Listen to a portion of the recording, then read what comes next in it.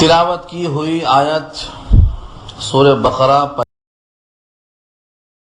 تذکرہ چل رہا تھا کہ جو لوگ تلاوت کرتے ہیں جیسا کہ تلاوت کا حق ہے، یہ وہ لوگ ہیں مراد جن کو ہم نے کتاب دی ہے، کتاب سے مراد تورات ہے، انجیل ہے۔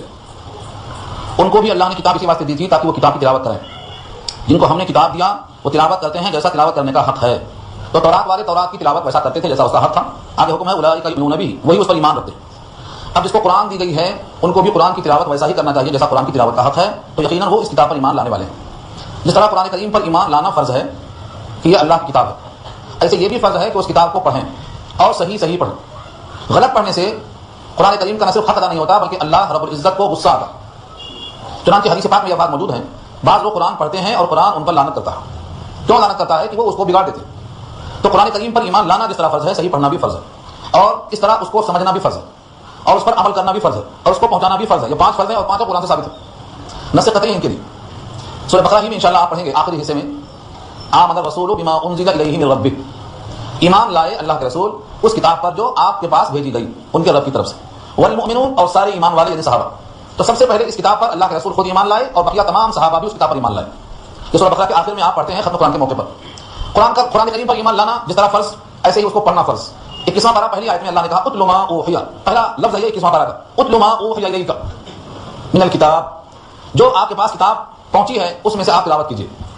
پوری کتاب کو پڑھتے رہنے کا حکم دیا اللہ نے۔ تلاوت کی ہوئی آیتیں 4واں پارہ آل عمران آیت نمبر 121 سے لے کر 129 تک مکمل ایک رکوع آج کی گفتگو کا عنوان ہے۔ غزوہ احد اور غزوہ بدر ان دونوں کا تذکرہ اس رکوع میں آیا ہے۔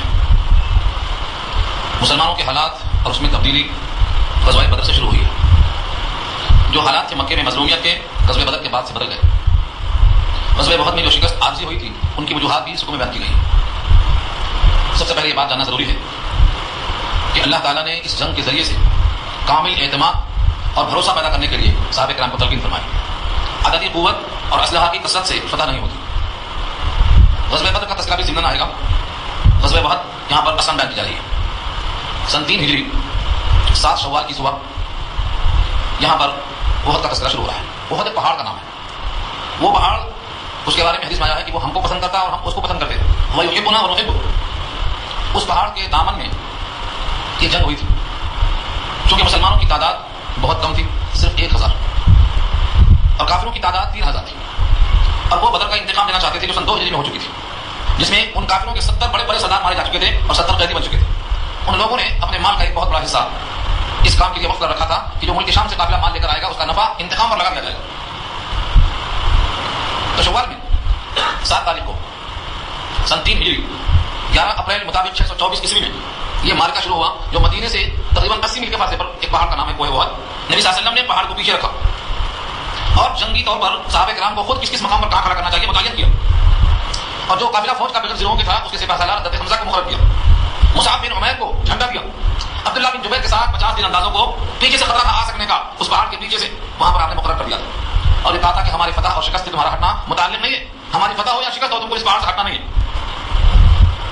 لیکن جب فتح کے آثار نظر آئے تو وہ قافلہ جو 50 تیراندازوں پر مشتمل تھا جس کے ذمہ دار عبداللہ بن جبیر تھے، لوگوں نے کہا کہ حضور کا مقصد ایک وقت تک کے لیے تھا اور وہ فتح ہو چکی ہے، لہٰذا اب وہ خدشہ باقی نہیں ہے، وہاں سے وہ ہٹ گئے۔ عبداللہ بن جبیر نے بہت کوشش کی مگر اس سیلاب کو روک نہ سکے۔ اس وقت تک حضرت خالد بن ولید اسلام میں داخل نہیں ہوئے تھے اور جنگ کے مائل تھے، انہوں نے پیچھے سے دو لوگوں پہاڑ کو چکر لگا کر پیچھے سے حملہ کر دیا۔ اس ناگہانی آفت سے مسلمان پریشان ہو گئے۔ یہ غزوہ احد کا ہلکا سا اشارہ ہے تاکہ ابھی آیتیں آپ سمجھ سکیں۔ وَإِذْ غَدَوْتَ، اور جب آپ صبح کے وقت نکلے، غدوتا کے معنی صبح کے وقت میں نکلنا۔ یہ صبح کون سی تھی؟ یہ صبح 7 تاریخ کی تھی، شوال کی 7 تاریخ کی صبح تھی سن 3 ہجری۔ من اہلک، اپنے اہل سے، یعنی آپ اہل میں تھے، اپنے گھر کے اطراف میں تھے، لیکن گھر والوں کو آپ نے چھوڑا اس جنگ کے لیے۔ پہلی بار مشورہ ہوا تھا، عبداللہ ابن ابی جو منافقوں کا سردار تھا، بظاہر تو وہ مسلمانوں میں تھا لیکن اندر سے نفاق تھا، اس کا مشورہ اتفاق سے نبی صلی اللہ علیہ وسلم کے مشورے کے موافق نکلا۔ آپ کی رائے تھی کہ مدینے میں رہ کر مقابلہ کیا جائے، اور یہ رائے منافق کی بھی تھی، لیکن کچھ صحابہ جو بدر میں شریک نہ ہو سکے تھے، جن میں شوق شہادت بہت زیادہ تھا، ان کی خواہش ہوئی کہ کہیں کافر ہم کو مغلوب اور کمزور نہ سمجھ لے کہ گھر سے باہر نہیں نکل رہے ہیں، اس لیے ہماری رائے ہے کہ گھر سے باہر نکل کے مقابلہ کیا جائے۔ اسی گفتگو میں نبی صلی اللہ علیہ وسلم اندر تشریف لے گئے اور زرہ کو پہن کر باہر تشریف لائے۔ صحابہ کو احساس ہوا کہ شاید ہم نے آپ کی مرضی کے خلاف اصرار کیا، اس لیے سب نے کہا کہ اگر آپ کی رائے یہی ٹھہرنے کی ہے اور مقابلہ نہیں کیا جائے تو ہم تیار ہیں۔ آپ نے کہا نبی پریشان نہیں کہ زرہ کو پہن کر اتار دے بغیر جنگ کیے ہوئے، اب تو یہ زرہ میں اترے۔ آپ نے لوہے کے زرہ کو پہن کر تیاری کا اظہار فرمایا۔ یہ منافق راستے سے لوٹ گیا, یہ بہانہ مل گیا اس کو کہ جب ہماری رائے نہیں مانی گئی تو ہم جان کیوں کھپائیں. یہ مٹھی بھر لوگ اتنے لوگوں کا مقابلہ کیسے کر سکتے ہیں؟ تو اس 1000 میں سے بھی 300 منافق ان کے ساتھ واپس آئے. اب کل تعداد 700 ہے. یہ سب کے سب ہتھیاروں کے لحاظ سے, تعداد کے لحاظ سے بہت کمزور تھے, لیکن بھروسہ اور توقع کے اعتبار سے بڑی شدت کے ساتھ نبی صلی اللہ علیہ وسلم کی زبان پر جو دعائیہ کلمات ہیں جن کو نقل کیا ہے بہت سے مفسرین نے, اس کا ترجمہ یہ ہے کہ اے اللہ ہم آپ ہی پر اعتماد کرتے ہیں, اللہم بک اصول, آپ ہی پر ہم بھروسہ کرتے ہیں اور اعتماد کرتے ہیں اور آپ کا حاصل کرتے ہیں اور آپ ہی کے خاطر ہم جنگ کرتے ہیں. یہ جنگ بھی آپ ہی کے خاطر ہے, اس لیے آپ ہی فتح اور نصرت کے مالک ہیں. نبی صلی اللہ علیہ وسلم توکل کا تذکرہ فرماتے ہوئے اللہ سے مدد چاہتے ہیں.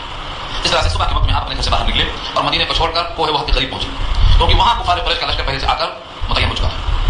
وہی غزوۃ من اہلک, اور جب آپ صبح صبح نکلے اپنے گھر والوں سے, تو تبوئ المؤمنین, مومنین کو ٹھکانے پر متعین کرتے ہوئے, تبوئ بوا کے معنی آتے ہیں متعین کرنا, آپ یہاں ٹھہریے, آپ یہاں بیٹھیے, تمام کے تمام لوگوں کے ذمہ کام متعین کیا اور آپ کا تعین کرنا سارے انسانوں نے سہا. حضرت حمزہ رضی اللہ تعالیٰ عنہ اسی غزوہ احد میں شہید کیے گئے. شروع میں مسلمان غالب آئے, ابتدا غلبہ ہوا, لیکن جیسا میں نے ابھی عرض کیا, وہ دورے سے ہٹ جانے کی وجہ سے وہ جگہ خالی دیکھ کر حضرت خالد بن ولید اس وقت اسلام میں داخل نہیں ہوئے تھے, پیچھے سے عقب سے آ کر حملہ کر دیا. اب آگے بھی اور پیچھے بھی دو طرف سے حملہ ہونے سے آپس میں گھٹ پٹ گئی. یہاں اس کا تذکرہ چل رہا ہے. تو تبوئ المؤمنین, ایمان والوں کو آپ جگہیں بتا رہے تھے. مقاعد, مقاعد کی جمع ہے بیٹھنے کی جگہ, آپ یہاں ٹھہرے, آپ یہاں بیٹھے. لیکن قتال کے لیے, جنگ کے لیے 5 ٹکڑیاں ہوتی ہیں عام طور سے. سامنے کو رسالہ بولتے ہیں اور مقدمہ بولتے, کبھی دائیں طرف کو میمنہ اور بائیں طرف کو میسرہ, اور جو بیچ میں ہو اس کو قلب, اور پیچھے والے کو ساقہ. ان تمام کو اپنے اپنے انداز سے آپ متعین کر دیا. پھر جھنڈا حضرت مصعب بن عمیر کے ہاتھ میں دے دیا. اس طرح سے جتنے لوگ تھے, ان کی جو صلاحیتیں تھیں, ان کی جو جواب تھے, اس لحاظ سے آپ نے متعین کر دیا. یہ ہے مقاعد القتال, جگہیں لڑنے کی, ٹھکانے لڑنے کے واسطے آپ متعین کر رہے تھے. واللہ سمیع علیم, اور اللہ سننے والے اور جاننے والے. اللہ کی صفت سمیع علیم یہاں پر بلائی گئی کیونکہ اس موقع پر جتنے لوگوں نے جو کچھ کہا اللہ سننے والے, اور جن لوگوں نے اپنے دل میں راز کو چھپا کے رکھا اللہ اس کو جاننے والے.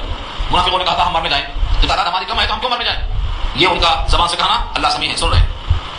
آپس میں حسد کی آگ کو رکھنا, تو دل میں ان کی جو چبھن تھی اسلام کے خلاف منافقوں کے, یہ اللہ کے علم ہے. تو سمیع اور علیم کا اشارہ کر دیا کہ ہر ایک کی گفت و شنید, جیبی گوئیاں اور آپس کے تبصرے سب اللہ کے علم ہے, سب اللہ نے سن رکھا. آئے اسی موقع پر اوس اور خزرج جو مسلمانوں میں شامل تھے, 2 قبیلے ان کے بزدلی کا مظاہرہ کرنے لگے. جب دیکھا کہ 300 واپس چلے گئے عبداللہ بن ابی کے ساتھ, اب صرف 700 بچے, تو ان کے دل میں خیال آیا کہ 3000 کے مقابلے میں 700 کیا کریں گے. دل میں ایسا خیال پیدا ہوا کہ ہم بھی پیچھے ہٹ جائیں.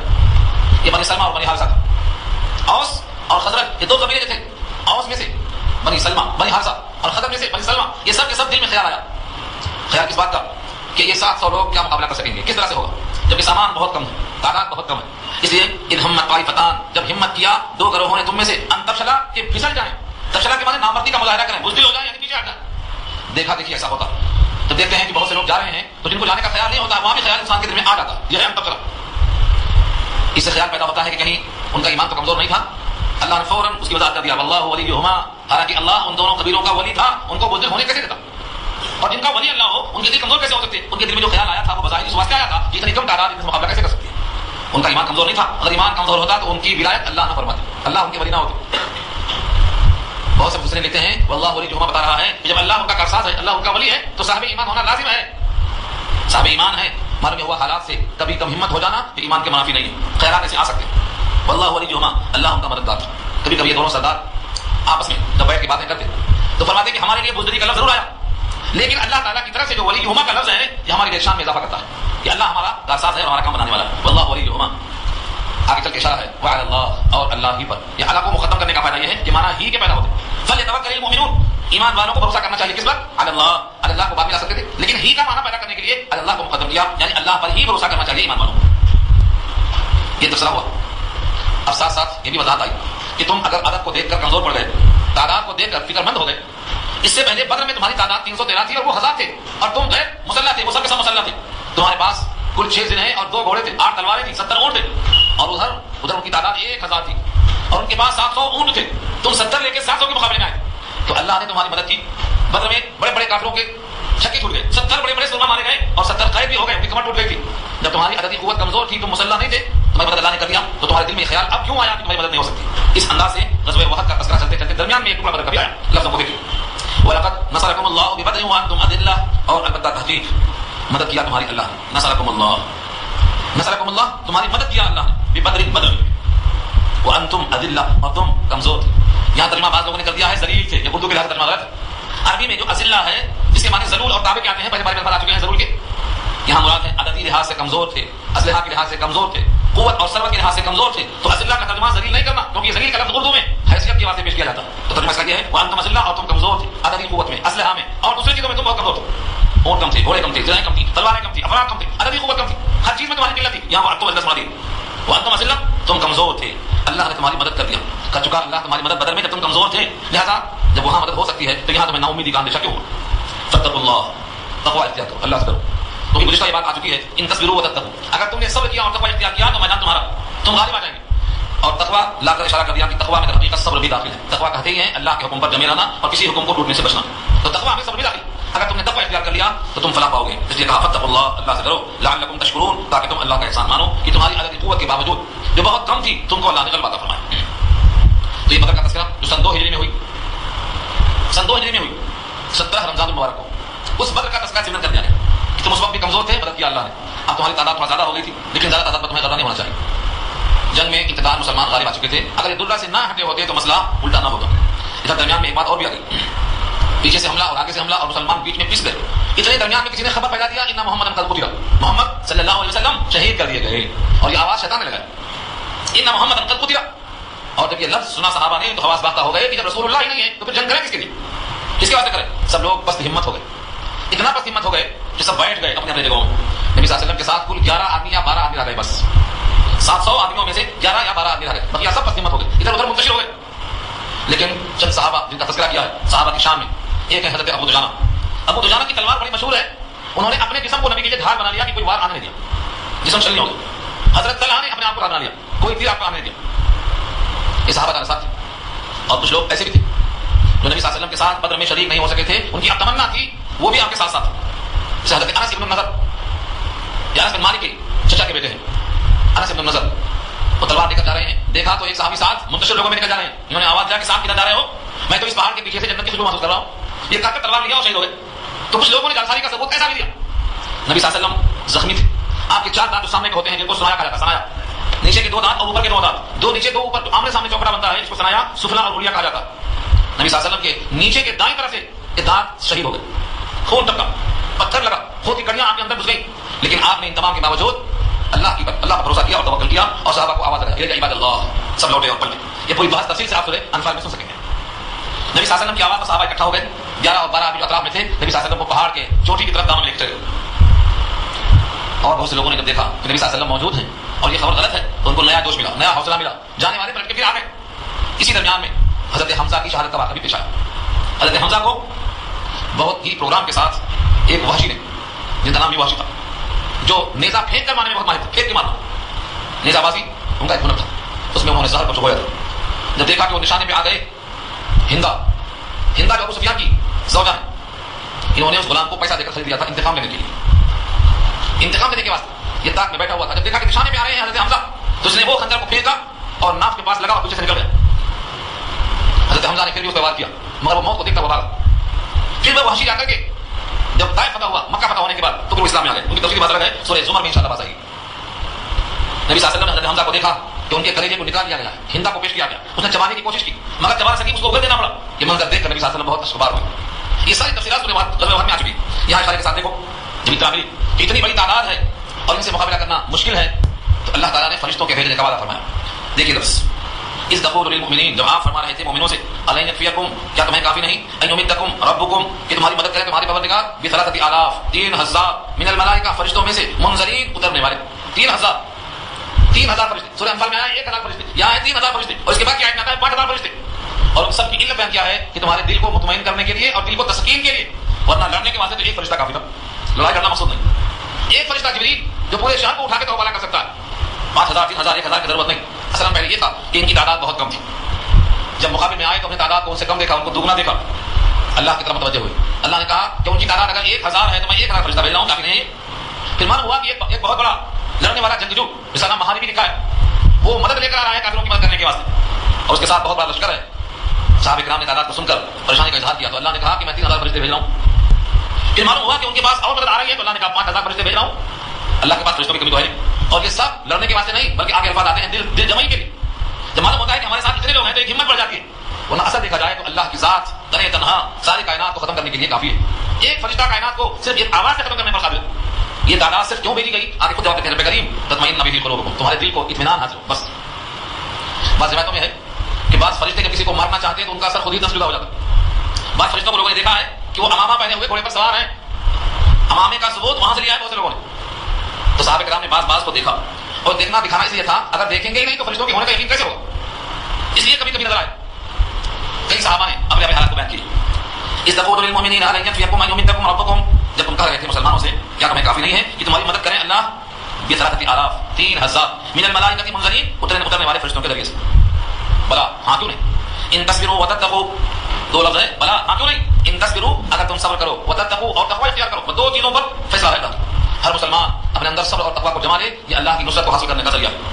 بلا ان تصبروا وتتقوا, ہاں کیوں نہیں, اگر تم نے صبر اختیار کیا اور تقوی اختیار کیا. وَيَأْتُوكُم مِّن فَوْرِهِمْ هَٰذَا, اور وہ لوگ تم پر اچانک الغار کر دیں.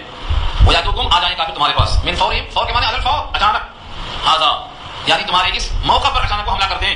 تو اللہ فرماتے ہیں یمددکم ربکم ب5,000, تمہاری مدد کریں گے تمہارے پروردگار 5,000 من الملائکہ, فرشتوں میں سے, مصومین نشاندار گھوڑوں پر سوار ہو کر. فرشتے پیدل نہیں, گھوڑوں پر سوار, اور گھوڑے بھی عام نہیں, نشان زدہ گھوڑے. گھوڑوں کی بہت قسمیں ہوتی ہیں, وہ گھوڑے جو نشان لگائے ہوئے ہوتے ہیں, مطلب اپنے فن میں ماہر ہوتے ہیں, تو مصوم نشان زدہ.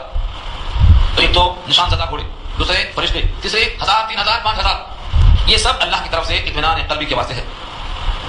اللہ خود فرماتے ہیں وما جعله الله الا بشرى لكم, اور نہیں بنایا اللہ تعالیٰ نے اس تعداد کو یا فرشتوں کے بھیجنے کو الا بشرى لكم, مگر تمہاری خاطر بشارت. بشارت تمہارے لیے, اس بات کی بشارت ہے کہ تم پر کوئی فتح نہیں پائے گا, فتح تمہیں کو ملے گی. جس طرح بدر میں وہ لوگ مغلوب ہو گئے, یہاں بھی مغلوب ہو گئے. الا بشرى لكم, مگر بشارت ہو تمہارے لیے. وَلِتَطْمَئِنَّ قُلُوبُكُم بِهِ, اور تاکہ مطمئن ہو جائیں تمہارے قلوب اس کے ذریعے. اطمینان قلب کیسے ہوگا؟ یہ فرشتوں کا کام کیا تھا؟ لڑنے میں شریک ہوں, یہ کام نہیں تھا, بلکہ جتنے مسلمان میدان کارزار میں ہیں ان کا دل مطمئن ہونا چاہیے, ان کے دل میں اطمینان پیدا کریں. ان کے دل میں اطمینان کیسے پیدا کرتے تھے وہ؟ اللہ تعالیٰ نے خصوصی ملکہ عطا فرمایا ہے کہ وہ صحابہ کرام کے دل کو مطمئن کرتے تھے. صوفیہ یہاں سے لیتے ہیں کہ جب فرشتے لوگوں کا دل مطمئن کر سکتے ہیں تو جن کے دل مطمئن ہیں وہ ہر اللہ کے پاس اگر کوئی بیٹھے گا تو اس کو بھی چین ملے گا, اس کو بھی دل میں چین حاصل ہوگا. اس کے لیے الگ الگ الفاظ ہیں, یعنی تصرف کے ذریعے سے قلب کے اندر اطمینان پیدا کرنا. اب تصرف کرنے پر تو اللہ ہی قادر ہے, بندہ تو قادر نہیں ہے, لیکن جس طرح اللہ تعالیٰ نے فرشتوں کو بھیجا تھا اطمینان قلب کے واسطے, ایسے ہی جب بندہ اللہ کی ذات پر کامل بھروسہ کرتا ہے تو اللہ تعالیٰ بھی دلوں میں چین پیدا کرنے کے لیے ان کو طاقت دیتے ہیں, ان کو قوت دیتے ہیں, جس کا نام تزکیہ قلب ہے. نبی صلی اللہ علیہ وسلم نے صحابہ کرام کے دل کا تزکیہ کیا ہے, اور ان کا اتنا مذکر ہو گیا ہے کہ قیامت تک کے واسطے آپ ان جیسا دل والا کوئی پیدا نہیں ہو سکتا. کیا اشارہ فرمایا, یہ سب تعداد تمہارے خوشخبری کے لیے ہے, تمہاری تسکین کے لیے ہے, تمہارے دلوں کے اطمینان کے واسطے. وما النصر الا من عند اللہ, اور نہیں ہے نصرت مگر اللہ کی طرف سے. حقیقی نصرت فرشتوں سے نہیں, تعداد سے نہیں, گھوڑوں سے نہیں, حقیقی نصرت تو اللہ کی طرف سے. وما النصر, اور نہیں ہے کوئی مدد الا من عند اللہ مگر اللہ کے پاس. اب اللہ کی وہ صفتیں آئی ہیں, العزیز الحکیم. وما النصر الا من عند اللہ العزیز الحکیم, جو اللہ غالب ہے اس کا حکم بھی غالب, جو اللہ حکیم ہے اس کے ہر کام میں حکمت داخل ہے, اس کا حکم کوئی ٹال نہیں سکتا, اس کی حکمت میں ناکامی نہیں ہو سکتی. اس طرح سے اللہ تعالیٰ نے واضح کر دیا کہ اصل نصرت فرشتوں کی کثرت پر نہیں ہے, اصل نصرت اللہ کی. ایک مرتبہ جنگ یرموک کے موقع پر حضرت عمر کی خلافت کے زمانے میں کسی نے خط لکھا جو وہاں کے ذمہ دار تھے کہ تعداد کے لحاظ سے کچھ کمی محسوس ہو رہی ہے, فوج میں اضافہ کیا جائے. حضرت عمر نے خط کا جواب لکھا کہ تم فوج کی کثرت پر یقین کرتے ہو, میں تمہیں ایسی ذات کا پتہ بتاتا ہوں جہاں کثرت و قلت کی کوئی حیثیت نہیں, جہاں پتہ ہوتی ہے وہ اللہ کے حکم سے ہوتی ہے. تم اللہ کی ذات کو کام میں پکڑو اور تعداد پر نگاہ کیے بغیر دشمن پہ ٹوٹ پڑو. چنانچہ انہوں نے ایسا ہی کیا, جنگ یرموک کا واقعہ لکھا. نبی صلی اللہ علیہ وسلم نے غزوہ حنین کے موقع پر وہ آیت خود پیش کیا جو اللہ نے نازل کیا تھا کہ تمہاری کثرت پہ ذرا دل میں خیال آ گیا تھا کہ جب ہم کمزور تھے, ماضی میں گئے تھے, اب تو ہم بہت زیادہ 10,000 سے زیادہ ہم 313 سے جیت گئے, تو تمہاری کثرت تمہارے کام میں نہیں ہے. فلم تم ریان, تمہاری کثرت تمہارے کام میں نہیں, اور تم زمین کے وسیع ہونے کے باوجود زمین کو تنگ محسوس کر رہے ہیں. وزارت علیکم الارض بما رحبت, تو کثرت نہیں بلکہ اللہ کی نصرت, اور اللہ کی مدد آتی کیسے ہے؟ تقویٰ پر. جو بندہ تقویٰ اختیار کر لے اس کے ساتھ اللہ کی مدد آتی ہے, نصرت آتی ہے. اس وقت یہاں کہا گیا وما النصر الا من عند اللہ العزیز الحکیم, اور نہیں ہے کوئی مدد کوئی نصرت مگر صرف اللہ کی طرف سے جو غالب ہے اور جو حکمتوں والا ہے. کیا کیا حکمتیں ہیں؟ نمبر 1 لیقطع طرفا من الذین کفروا, پہلی وجہ تاکہ ہلاک کریں کافروں میں سے ایک گروہ. طرفا, طرف کے معنی اصل میں کنارے کے آتے ہیں, مراد یہ ہے کافروں کی پوری جمعیت میں سے ایک حصہ. چنانچہ 70 مارے گئے, یہ ہے لیقطع طرفا من الذین کفروا, کافروں میں سے بعض کو ہلاک کریں. او یکبتہم, یا ان کو ذلیل کریں. یکبتا کبتا کے معنی آتے ہیں ذلیل کرنا, اور یا پھر دونوں ہو جائے. چنانچہ 70 قتل بھی ہوئے اور 70 قید بھی ہوئے. تو پہلا جملہ ہے لیقطع ہلاک ہونا, 70 مارے گئے. دوسرا جملہ ہے ذلیل ہونا, یکبتہم, تو 70 قید کر کے ذلیل کیے گئے. فینقلبوا خائبین, بس وہ لوٹیں گے خائب و خاسر ہو کر, خسارے کے ساتھ لوٹیں گے. تو 3 باتیں ہو گئی. نمبر 1 اللہ کی مدد اس واسطے آئی تاکہ آپ کافروں میں سے ایک گروہ کو قتل کریں. یہ قتل کرنے والے مسلمان اپنے ہاتھ سے قتل کریں گے تو ان کو جو اجر حاصل ہوگا وہ فرشتوں کے مارنے سے ان کو حاصل نہیں ہوگا. فرشتوں کو تو ثواب اور اجر, اور ان کو اس کی حاجت نہیں نکالنا, تو ان کا آنا لڑنے کے واسطے نہیں ہے, تسلی کے واسطے ہے. ان کے واسطے تو ایک آواز نکالنا کافی تھا. بلکہ بعض حاکم کی روایت لکھا ہوا ہے کہ اگر کسی کو مارنے کا ارادہ بھی کرتے تو اس کی سر کی منڈی الگ ہو جاتی, سر جدا ہو جاتا, اس کا اشارہ کرتے ہی ختم ہو جاتا. یہ سب بتانے کے لیے تھا کہ ہاں فرشتے ہمارے ساتھ موجود ہیں. تو کافروں کو قطع کرنا ان کو ذلیل کرنا تاکہ وہ لوٹ جائیں خائب و خاسر ہو کر، فینقلبوا وہ پلٹ جائیں خائبین خائب و خاسر ناکام ہو کر۔ آپ کو حیرت ہوگی تاریخ کا یہ واقعہ ہے کہ مسلمانوں کو ابتداء شکست ہو گئی، بعد میں پاسا پلٹا، لیکن بہرحال غلبہ کافروں ہی کا تھا۔ چنانچہ ایک بات آتی ہے بدر وحی میں جو بادشاہ کے ساتھ پوچھا تھا کہ کبھی جنگ ہوئی تم سے، ان سے تو کہا نتیجہ کیسا رہا؟ کہا برابر صحابہ ڈول کی طرح، کبھی ڈول نیچے کبھی ڈول اوپر۔ تو شاید کہا کہ بدر میں وہ جیتے اور میں ہم جیتے، یہ بولنے کا مقصد تھا۔ لیکن کبھی بھی آدمی جب فتح پا جاتا ہے تو خالی ہاتھ نہیں آتا، غنیمت لے کے آتا۔ یہ پہلا اتفاق ہے کہ یہ لوگ اپنے آپ کو فتح یاب سمجھ رہے تھے لیکن خالی ہاتھ گئے، کچھ بھی نہیں ہاتھ کو لگا، یہاں تک کسی سالار کو بھی ڈھونڈ نہ سکے۔ کیا قصہ پیش آیا؟ نبی صلی اللہ علیہ وسلم اپنے صحابہ کے ساتھ پہاڑ کے دامن میں چھپ گئے۔ یہ لوگ آواز لگا رہے ہیں، تفسیر بات سورہ بدر میں سورہ انفال میں آ چکی ہے، آواز لگاتے ہیں، کوئی آواز کا جواب نہیں۔ حکمت حضور نے منع فرمایا کہ جواب مت دو۔ ابو سفیان کہتے ہیں سب مر گئے، کوئی بھی نہیں بچا، ایک ہی آواز نہیں آ رہی ہے، نام مرام پکارا۔ جب اس کا جملہ سنا تو برداشت نہیں ہوا، حضرت عمر نے کہا مجھے اب بولنے کا موقع دیجیے۔ پھر آواز لگایا کہ وہ کافر سب کے سب الحمدللہ زندہ اور بسلامت۔ اس نے کہا نا عزا ولا عزا لکم، ہمارا عزا ایک بت ہے، ہمارے کام میں آئے گا، تمہارا کوئی بت نہیں۔ حضور نے کہا ان کو جواب دو اللہ مولانا ولا مولا لکم، سورہ محمد میں بات آئے گی، ہمارا تو مولا ہے، تمہارا کوئی مولا ہی نہیں۔ اس طرح سوال جواب بھی ہوا، ان کے دماغ میں یہ بات نہیں آئی کہ چلو ڈھونڈ کے مقابلہ میں اب ہار چکے ہیں، چلو کام ختم کر دیں، چلے گئے۔ دور جا کر کے ایک مقام آیا، ہمارا الاسد جب وہاں پہنچے تو خیال آیا جب تو جیت گئے تھے پھر خالی ہاتھ کیوں جائیں، کہاں پلٹیں گے یہاں سے، یہ سکر انشاءاللہ اگلے رکوع میں آئے گا۔ یہاں تک قصہ ہوا ان کے لوٹنے کا۔ درمیان میں ایک ٹکڑا لیس لک من الامر بہت اہم آیت ہے اس معنی میں کہ جب نبی صلی اللہ علیہ وسلم کے رخسار کو زخم پہنچے، خون ٹپکا، ابن قیم نے پتھر پھینکا، جو سامنے کے دونوں دانت دائیں طرف کے نچلے والے گر گئے یا زخمی ہو گئے، خون ٹپکا۔ شدت کرم میں آپ نے کہا کہ اس قوم کو اللہ نجات کیسے دیں گے یا فلاح کیسے دیں گے جو ہم نے نبی کے خون کو بہا دیا۔ اور بعض روایتوں میں کچھ الفاظ بددعا کے بھی ہیں۔ اس پر یہ آیت نازل ہوئی لیس لک من الامر، معاملے میں آپ کو کوئی اختیار نہیں، اللہ کے وہ بندے ہیں، اللہ اپنے بندوں کے ساتھ جو چاہے فیصلہ کر سکتے ہیں، اس معاملے میں آپ کو کوئی اختیار نہیں ہے۔ آپ زخمی ہیں اور زخمی ہونے کی وجہ سے ان کے حق میں جو الفاظ نکلتے ہیں کہ اللہ ان کو ہدایت کیسے دے گا، یا آپ الفاظ واپس لیں، یعنی ان کے بارے میں فیصلہ ہم کریں گے، آپ کو معاملے کا اختیار نہیں دیا جائے گا۔ لیس لک من الامر شیء، شیء معنی معاملہ، من الامر شیء کچھ بھی معاملے میں آپ کو اختیار نہیں۔ اور یتوب علیہم اور یعذبہم، اللہ کو اختیار ہے دو میں سے ایک کرے گا، یا تو یتوب علیہم ان پر توبہ کا موقع دے گا، توبہ کرنے کا موقع دے گا، او یعذبہم یا ان کو عذاب دے گا، دو میں سے ایک کرے گا، لیکن یہ اختیار اللہ کو ہے۔ فإنهم ظالمون، بے شک وہ لوگ ظالم ہیں اور اس ظلم کی وجہ سے ان کو اللہ عذاب دے سکتا، لیکن ان میں سے اگر بعض کو ہدایت دینا چاہے تو یہ بھی اللہ کو اختیار ہے، آپ بدعا کر کے ان کے واسطے ہدایت کو آپ سلب مت کیجیے۔ چنانچہ غزوہ احد میں سب سے بڑا مجرم کون ہے؟ ابو سفیان اور ان کی جو ہے بیوی ہندا اور حضرت حمزہ کو مارنے والے وحشی۔ تاریخ پڑھیے ان میں سے پورا کو اللہ نے توبہ کی توفیق دے دیا۔ ابو سفیان آٹھ دن میں اسلام میں آئے، ہندا 8 دن میں اسلام میں آئے، وحشی 8 دن میں اسلام میں آئے، کون باقی تھا؟ یہی مقصد ہے یہاں بولنے کا کہ معاملے میں آپ کو کچھ بھی نہیں ہے، آپ اپنا فرض مذہبی پورا کیجیے، اس زخم پر اللہ سے اجر حاصل کیجیے، لیکن قوم کے بارے میں یہ ہدایت کیسے پائے گی، یہ فیصلہ اللہ کے پاس ہے۔ کبھی کبھی میں سوچتا ہوں، حیران ہو جاتا ہوں کہ اللہ تعالیٰ نے کیسا کیا کہ حضرت حمزہ کے قاتل وحشی کو، جس نے کلیجہ نکال لیا، کان کاٹ دیا، ناک کاٹ دیا اور ان تمام اعضاء کو کاٹ کر ہندا کے سامنے پیش کیا انعام دینے کے واسطے، نبی صلی اللہ علیہ وسلم نے حضرت حمزہ کی لاش کو دیکھ کر آنکھوں پر قدرت نہیں پا سکے، آنسو ٹپکنے شروع ہو گئے، رونے لگے۔ جس نے نبی کو رلا دیا، اللہ تعالیٰ کی رحم دلی اور اللہ تعالیٰ کی رحمت واسعہ کو دیکھیے کہ اس وحشی کو رضی اللہ بنا دیا۔